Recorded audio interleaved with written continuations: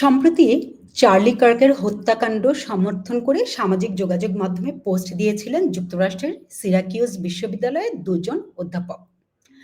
জনরোষের মুখে এই দুই অধ্যাপককে ছুটিতে পাঠানো হয়।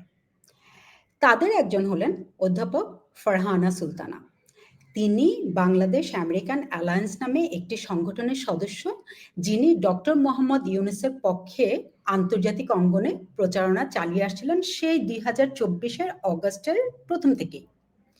ফিনিক্স মেমো বাংলাদেশ আমেরিকান অ্যালায়েন্সের এই কর্মকাণ্ড নিয়ে আলোচনা করেছিল 2025-এর মার্চ মাসের 15 তারিখে। শুধু বাংলাদেশ আমেরিকান অ্যালায়েন্সই নয়, আমরা আরও আলোচনা করেছিলাম লন্ডনের school of oriental and African studies বা সোয়াসে অনুষ্ঠিত এক কনফারেন্স নিয়ে এবং 5 পিলার্স নামের একটি সামাজিক প্ল্যাটফর্ম নিয়ে।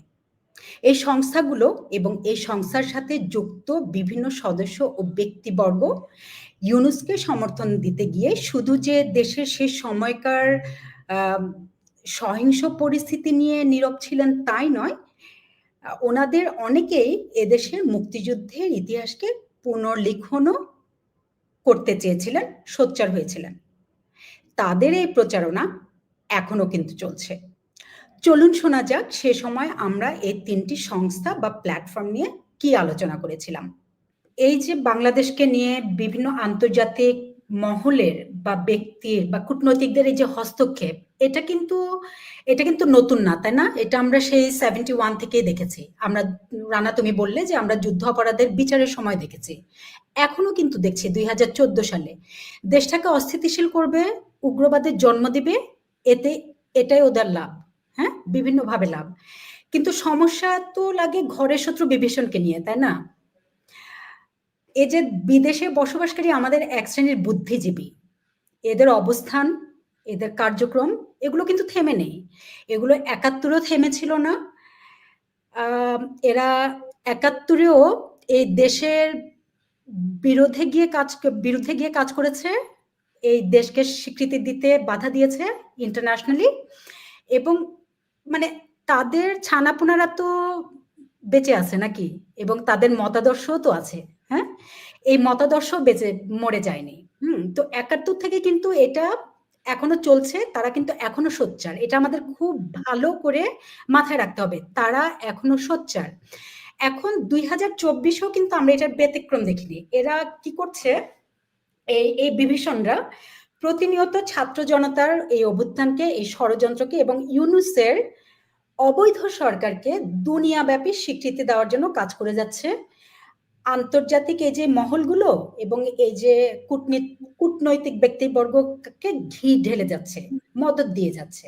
ঠিক আছে, এখন ঘরের শত্রু বিভীষণ যদি হয়, তুমি অন্যদেরকে কি দোষ দিবে বলো? ঠিক আছে, তো শুধু তাই নয়, ধরো বহুদিন পর্যন্ত কিন্তু আমরা অনেক চেষ্টা করেও ইন্টারন্যাশনাল মিডিয়ার কোনো নজর পাচ্ছিলাম না, কোনো অ্যাট্রাকশন পাচ্ছিলাম না যে 5th অগস্টের পরে বাংলাদেশে কি হচ্ছে। সম্প্রতি কিন্তু সবাই লিখতে শুরু করেছে, তাই না? এই আল জাজিরা বলো আর আরো কয়েকটা ব্রিটিশ পত্রিকা বলো, তারা কিন্তু সম্প্রতি লিখতে শুরু করেছে, কিন্তু তার অনেক দিন ধরে লিখে নেই। তো এই যে লিখে নেই তারা, এরা যাতে লিখতে না পারে, বাংলাদেশের এই পিকচারটা যেন তারা না পায়, এই বিভীষণটা খুবই মানে অ্যাক্টিভ ছিল, এবং যারা যে অর্গানাইজেশনগুলো আমাদের পক্ষে গেছে তাদেরকে আক্রমণ করা শুরু করলো। লেমকিন ইনস্টিটিউটের ওই রেড অ্যালার্টের কথা জানেন, তাই না? সে রেড অ্যালার্ট দিয়েছিল লেমকিন আমাদেরকে, যে বাংলাদেশকে 5ই অগাস্টে যা হচ্ছে এটা নিয়ে। ঠিক আছে, তো এখন এই 1 মিনিট, 5ই অগস্টের পরে যা হয়েছে, যা হচ্ছে সেটাকে হ্যাঁ, সেটাকেও করে যে সংখ্যালঘু নির্যাতন এবং একেবারে টার্গেটেড ভাবে যে প্রতিপক্ষকে, বিরোধী দলকে এবং আওয়ামী লীগের এবং মানে কয়েকটি গোষ্ঠীকে একেবারে নির্দিষ্ট করে তাদের উপর যে আক্রমণ বা হামলা হচ্ছে, তাদের মানবাধিকার লঙ্ঘন হচ্ছে, সেটা রেড অ্যালার্ট জারি করেছিল। এবং আরেকটু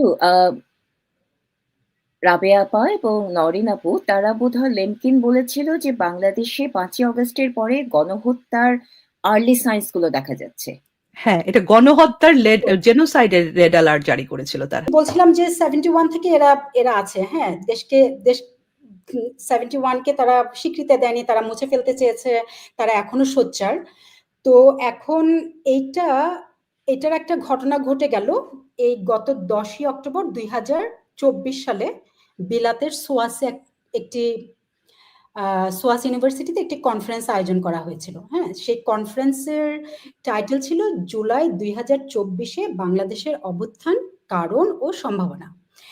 এখানে প্যানেলিস্ট যারা ছিল তাদের মধ্যে একজন ছিলেন ব্যারিস্টার সারা হোসেন। আচ্ছা, তো এই প্যানেলিস্টদের একজন ছিলেন মোশতাক খান বলে একজন প্রফেসর, তিনি সোয়াসে অনেকদিন ধরে পড়াচ্ছেন। এবং আমি যদি ওনার প্রেজেন্টেশনের একটা স্লাইড আপনাদের সাথে শেয়ার করতে চাচ্ছিলাম, যে এই মোশতাক খান ওনার একটা স্লাইডে বলেছেন, দেখেন যে বাংলাদেশে এই পর্যন্ত 4টি আপরাইজিং হয়েছে। হ্যাঁ, 1952 সালে, 69-এ, 90-এ এবং 2024-এ। এখন ভাবেন তো আমার 71 কোথায় এখানে? ঠিক আছে, এখানে দেখেন তার বক্তব্যের মূল কেন্দ্রবিন্দু ছিল যে 2024-এ নিহতের সংখ্যা সবচেয়ে বেশি। এখন আমার এই তথাকথিত বুদ্ধিজীবীদের এই প্রেজেন্টেশনে আমার 30 লক্ষ শহীদ কোথায়? আমার 2 থেকে 4 লক্ষ ধর্ষণের শিকার নারী কোথায়? আমার 1 কোটি শরণার্থী কোথায়? হ্যাঁ, তো এটা তো গেলে একটা দিক, 71কে মুছে ফেলা অথবা 71কে আবার রিরাইট করা, এটা একটা দিক আছে তাদের। আরেকটা দিক একটু আগে যেটা বলছিলাম, যে যারাই বাংলাদেশের 5th অগস্টের পরে যা হচ্ছে সেটা নিয়ে কথা বলছিল ইন্টারন্যাশনাল মিডিয়া বা কিছু ব্যক্তি, তাদেরকে যে এই বিভীষণরা অ্যাটাক করছিল। ঠিক আছে, এটার বলতে কি আপনি লেমকিনের আপনারা যেটা আলোচনা করলেন, বাংলাদেশ আমেরিকান অ্যালায়েন্স নামে একটি প্রতিষ্ঠানের কথা আমি জানতে পেরেছি। এই প্রতিষ্ঠানটি সম্প্রতি লেমকিনকে একটা বড় লিখিত বক্তব্য দিয়েছে, তারা যেন লেমকিন যেন তাদের এই বাংলাদেশকে নিয়ে 5th অগস্টের পরে বাংলাদেশকে নিয়ে লেমকিন যে বক্তব্য দিয়েছে সেটা যেন তারা প্রত্যাহার করে, চিন্তা করেন। ঠিক আছে, তো এখন বাংলাদেশ আমেরিকান অ্যালায়েন্স এটা কি? আমি যতদূর জানতে পেরেছি যে কাউসার চৌধুরী নামক এক ব্যবসায়ী এই প্রতিষ্ঠানটির পেছনে আছেন, এবং এখানে মুখপাত্র হিসেবে বা মেম্বার হিসেবে আরো অনেকেই আছেন। এদের মধ্যে একজন হলো ডক্টর ফারহানা সুলতানা। ঠিক আছে, তো ফারহানা সুলতানা গত 3-4 মাস আগে, তিনি সিরাকিউসে পড়ান, গত 3-4 মাস আগে একটি ইন্টারন্যাশনাল মিডিয়াতে তাকে দেখা গিয়েছিল।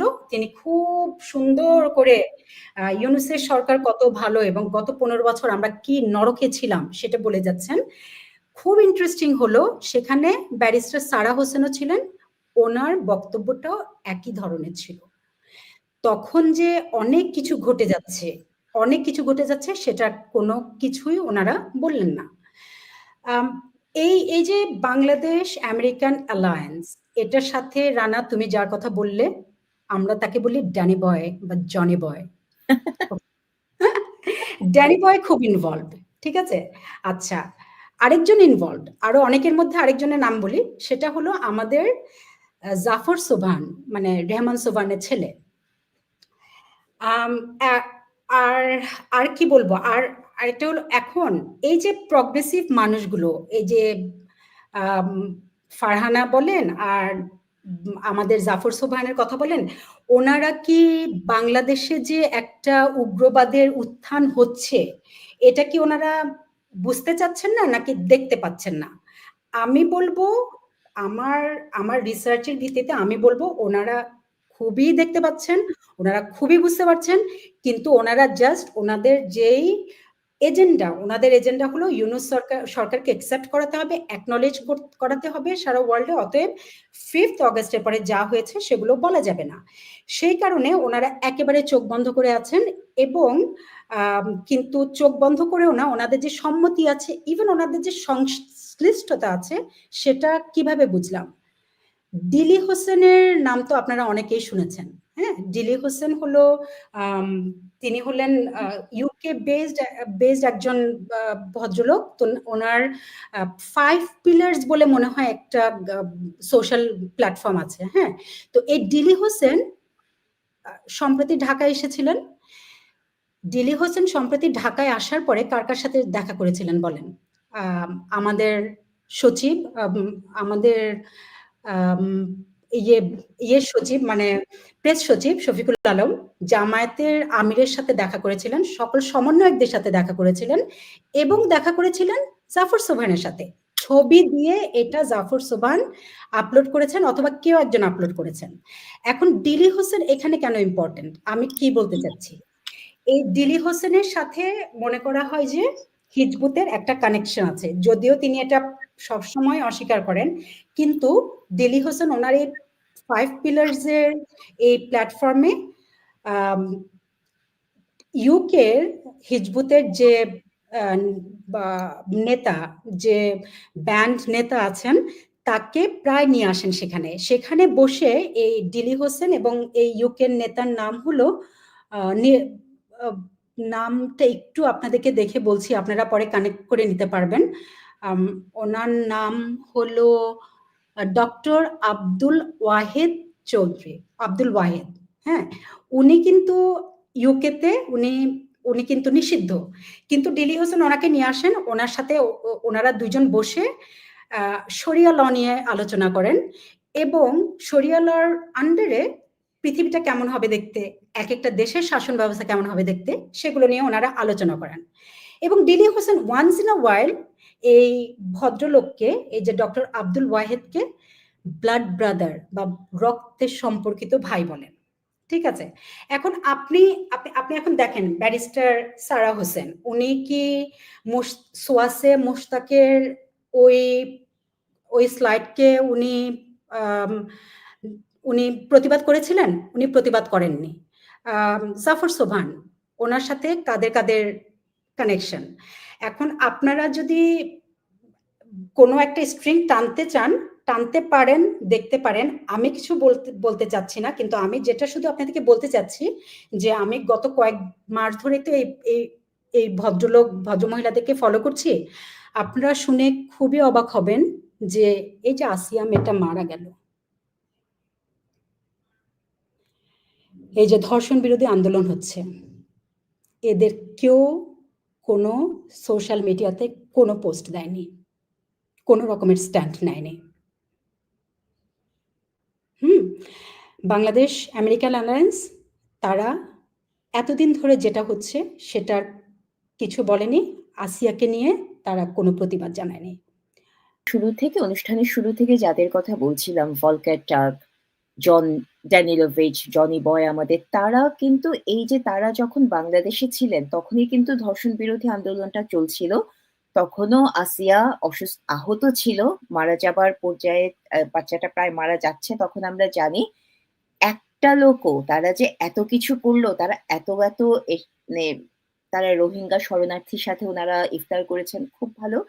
কিন্তু তারা এই পুরো ধর্ষণ বিরোধী আন্দোলন নিয়ে, এই ধর্ষণ নিয়ে বাংলাদেশে হয়ে যাওয়া এইসব ভয়াবহ ঘটনা নিয়ে কিন্তু আপনি যাদের কথা বলছেন তারা যেমন মুখ খোলেননি, এই শুরু থেকে আমরা যে 3জন লোকের কথা বলছি, মাইলাম, জন ড্যান, ভলকার টার্ক, কেউ একটাবারও একটা কিছু বলেননি।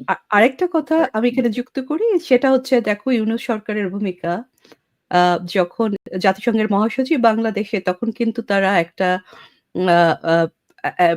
নির্দেশনা জারি করলো যে কিছু জায়গায় ঢাকায় কোনোভাবেই কোনো ধরনের প্রতিবাদ সমাবেশ মিছিল করা যাবে না।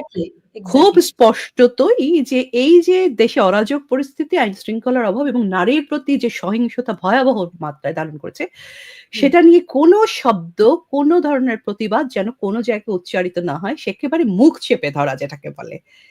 এবং এভাবে এই জিনিসটা ধামাচাপা দেওয়ার চেষ্টা আমরা দেখলাম ইউনূস সরকারের পক্ষ থেকে। একে তো নারী, তোমরা খুব সুন্দর একটা কানেকশন কিন্তু দেখতে পারবে। একে তো নারী, ধর্ষণ, এসব নিয়ে তারা কোনো কথা বলছে না, ওরা 71 নিয়ে কোনো কথা বলে না। হ্যাঁ, এই যে 5ই অগস্টের পর থেকে আমরা যে বিভিন্ন সমন্বয়কের অতীতের জামাতের সংশ্লিষ্টতা, হিজবুতের সাথে তাদের কানেকশন, এগুলো যে আমাদের চোখের সামনে প্রতিনিয়ত ভেসে উঠছে, মানে একটা বাচ্চাও এখন কিন্তু বলে দিতে পারবে কি হচ্ছে দেশে, যে একটা উগ্রবাদের চেষ্টা চলছে, রাইজ করছে, এটা কিন্তু আমরা সবাই এখন জানি। ওরা কিন্তু কোনো কথা বলছে না। হ্যাঁ, এখন বিদেশি শক্তি, বিদেশি কূটনৈতিক, বিদেশি অর্গানাইজেশন, ওরা তো বলবেই, ওরা তো এসব কথা বলবে না, ওদের এখানে স্টেক আছে। এই বিভীষণদের কি স্টেক, ঘরে বিভীষণদের কি স্টেক, তারা কেন কথা বলছে না? হ্যাঁ, তাদের কি লাভ? এই দেশ যদি জঙ্গিবাদ হয়ে যায়, এই দেশে যদি ইসলাম রাইজ করে, এই দেশে যদি নারীরা ঘর থেকে বের হতে না পারে, তাদের কি লাভ? এরা হচ্ছে এতটাই ভয়ঙ্কর, কারণ এরা এরা নিজেদের স্বার্থে দেশের সাথে যে কোনো ভণ্ডামি করতে প্রস্তুত।